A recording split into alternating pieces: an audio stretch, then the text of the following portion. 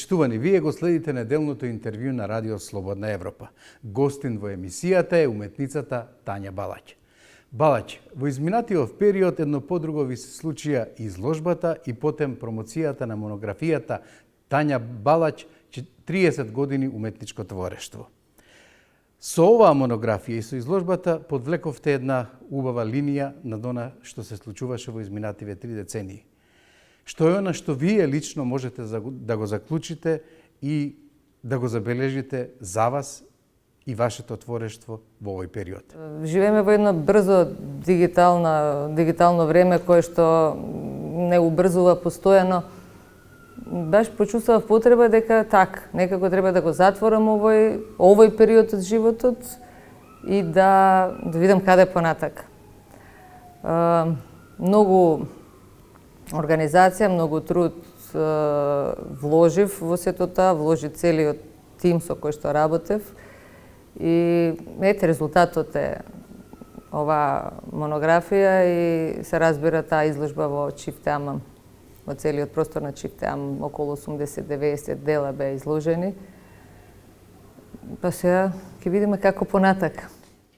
Од сево ова што го говорите, од она што вие го сторите во овој изминат период, што може да заклучите? Дали сте можеле малку повеќе да дадете? Дали сте задоволни од творештвото, од она што го документиравте за себе и за вашето дело? Секојаш може подобро. Просто колку и да се труди уметникот, секојаш може подобро. Па не знам како дали поагресивно кон самата себе, кон другите, кон општеството. Не мислам дека требаше поагресивно. Мислам дека е прашањето на доследност. Ја имавте ли вие таа доследност или тој тек во работите? Ја навистина се трудев да останам доследна на себе, да се чувствувам природно и пријатно во својата кожа и да ја зачувам таа автентичност. Во сите тие години да се обидам да не кокетирам со некои ситуации кои што некојаш можеби се наметнуваат во тој творечки опус. Се обидов да бидам автентична и мислам дека останав доследна на себе. Знаете, кога човек се чувствува добро свој на свое, кога е во еден период кога некои идеи ми беа претесни да ги реализирам само со сликарската техника, тогаш излегов надвор од сликата и тогаш се обидов и влегов во други медиуми, бидејќи едноставно самата идеја и содржина ги диктираше тие медиуми. Така да задните 10 години и нешто повеќе се бавев со експериментален филм, со инсталации, па дури и документарен филм. Оваа година на Македонс имав и премиерата на документарниот филм што го работев последните 5 години. А кој беше мотивот што ве туркаше во творештвото за целото ова време? Па не знам, тоа е веројатно таа желба и нужност за создавање, за творење. Мотивот е ние сами ја бираме таа професија или професијата не бира нас, тоа е исто прашање, но знаејќи дека ќе се бавам со нека работа која што е врзана за естетиката, нели, од тие порани години, просто едноставно многу природно дојде ликовната академија, многу покасно, нели, и таа желба која што сакав да бидам и дел од, пошто помню ликовната академија и режијата, јас некако ми превагна оваа страна. Уметничкото дело станува сериозно и вистинско во оној момент кога покрај естетиката и се обидува да прати некаква порака. Ние живееме во едно такво општество кое што просто само не треба да бидеме слепи. Изобилува со теми кои што може да ги обработи современата уметност. И всушност од современата уметност се очекува да одговори на одредени општествени теми, да повикува на будност, да повикува на промислувања, да поставува прашања и впрочем и да можеби понуди некакви одговори. Стигаат ли тие одговори до вас? ја исполнува ли функцијата што самата сте си ја задале вашето творештво? Па јас сум доста самокритична и постојано мислам дека можам повеќе и можам подобро. Па не знам, короната беше многу чудна, периодот на короната беше еден чуден период кога сите не застана малку и се свртевме кон себе. Во почеток тоа луѓето го сака да го прикажат како добра ситуација. Со тек на времето премина во нешто многу посериозно, последиците допрва ќе ги почувствуваме. Но во тој период мислам дека луѓето се свртеа повеќе кон себе. Многу е битно да човек да застане малку во таа самотија и тишина. Кога зборувам за самотија не мислам на осаменост. Значи тоа е една голема разлика. Навистина сметам дека во таа тишина и во таа самотија се создаваат најдобрите работи. И тогаш тоа е тој период кога човек останува сам со себе, кога се преиспитува, кога си ги поставува многу прашања, бара одговори. Некогаш ќе ги најде, често пати нема да ги најде, но останува мотивот да продолжи. Не знам, јас во изминативе 2 години баш онака некако короната мене ме сврте на творење. Некако панично се исплашив дека ќе застане се и онда се држев така за таа нитка. И секој слободен момент го користев да одам во ателието, да работам и всушност така и се заокружи овај период, дојде тоа заокружување на тие 30 години. Вашето професионално искуство подразбира и бројни посети и изложби надвор од земјата. Што е она или како се одвиваше конечно вашиот излез на интернационалната сцена? Има мене доволно ми се чини и тука и надвор. Не е баш така лесно за нас, македонските уметници, да излеземе на меѓународната сцена.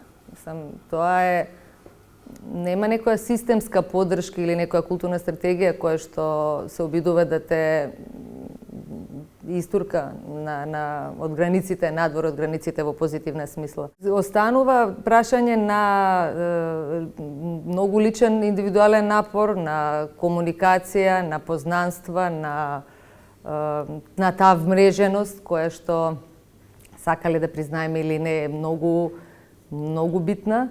Во тој правец и се трудев да бидам присутна на тие фестивали, тоа е прашање повеќе и на маркетинг и бара многу време и напор. Секое едно излегување надвор бара огромно организирање на сите оние детали кои што просто се и невидливи. Нели кога ќе влезете вие во еден галериски простор, вие гледате по една поставена изложба која што некако магично се спуштила тука. Но тоа навистина бара многу ангажман и многу напор. Сега уметникот е и во ателје и треба да биде и менаџер, да биде и маркетинг да покрие и многу работи, така да токму се чувствува таа потреба од тие сериозни менаџери во културата. А може ли да се проектира секој иден исчекор на уметникот, конкретно во случајов на Тања Балач, надвор на интернационалната, на меѓународната, на регионалната сцена?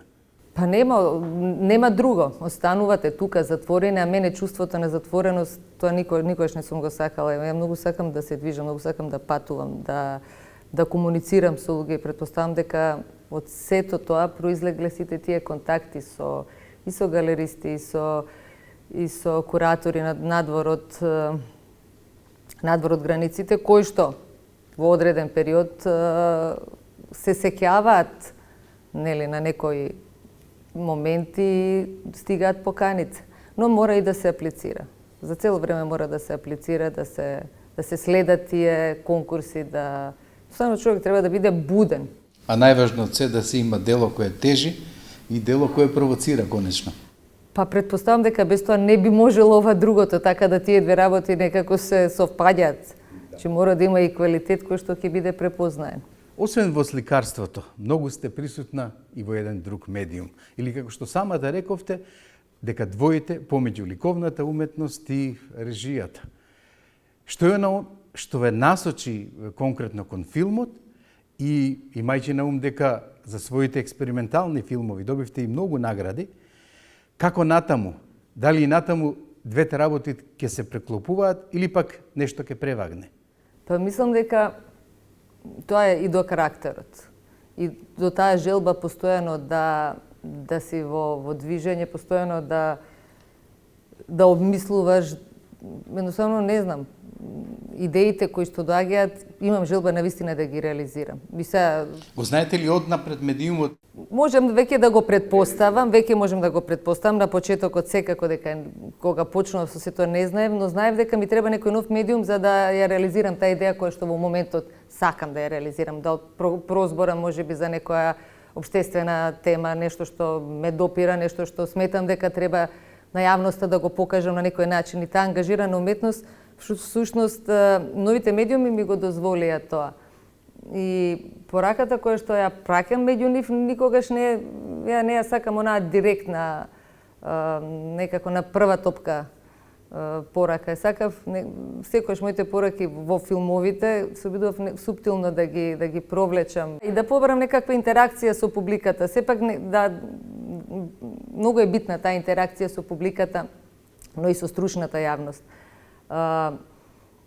Не знам дали они ме пак ја речем дали идеите ме барали, јас ги барав нив, но во секој случај јас успеав да ги изреализирам тие работи кои што ги зацртував пред себе и оној момент додека кога не работев во сликарството, кога правев пауза, тогаш се бавев малку со филмот и едноставно ги поделив тие работи, но успевам да ставам. Тука се викенди, тука се празници, тука се ноќните сати кога ќе се стиша, така да наоѓа време да ги.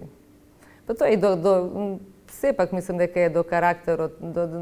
Јас сум динамична, доста особа која што сака да се и да експериментира. Мене експериментот, да речеме, во сите медиуми ми беше оној некој двигател кој што ме возеше да одам чекор понапред. Некако некој револуционерен експеримент, но мене во однос на некакви медиуми кои ги мешав во самиот пристап во реализација на филмовите ми беа доста битни. Ви благодарам на разговорот.